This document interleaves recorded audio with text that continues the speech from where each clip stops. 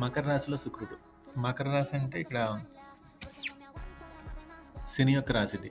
So, శనికి జనరల్‌గా యోగకారకుడు శుక్రుడు, శుక్రుడికి యోగకారకుడు శని. అందుకని వీళ్ళిద్దరి మధ్యలో ఒక మంచి రిలేషన్‌షిప్ ఉంటది. సో, ఇక్కడ శుక్రుడు ఉన్నప్పుడు వాళ్ళు జనరల్‌గా ఏంటంటే ప్రేమను తక్షణం వ్యక్తపరచరు.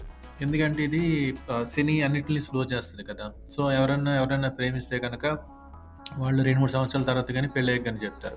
అలాగే ఇన్ కేసు వాళ్ళ వివాహ బంధంలో ఉంటే గనక ఈవెన్ దో వాళ్ళు అవతల వాళ్ళని లవ్ చేసినా కూడా అంత క్లియర్‌గా వాళ్ళు ఎక్స్‌ప్రెస్ చేయలేరు.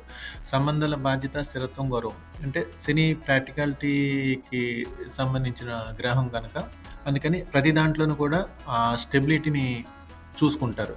ధనం, క్యారియర్, స్థిరమైన జీవితం మీద దృష్టి ఇది కూడా కంప్లీట్‌గా హ్మ్, శని కారకత్వాలను బేస్ చేసుకునే ఈ శుక్రుడు ఈ ఫలితాలనిస్తున్నాడు. ప్రేమలో కూడా ప్రాక్టికల్‌గా ఆలోచిస్తారంటే ఎవరైనా ఇన్ కేస్ లవ్ చేసినా, రిలేషన్‌షిప్‌లో చేసినా కూడా కంప్లీట్‌గా ప్రాక్టికల్‌గా ఉంటుంది. అంటే ఫన్ ఇవన్నీ ఉండదు. వెరీ సీరియస్‌నెస్ ఉంటది. ఆ సీరియస్‌నెస్ అంటే కంపల్సరీగా వాళ్ళు పెళ్లి చేసుకుందాం.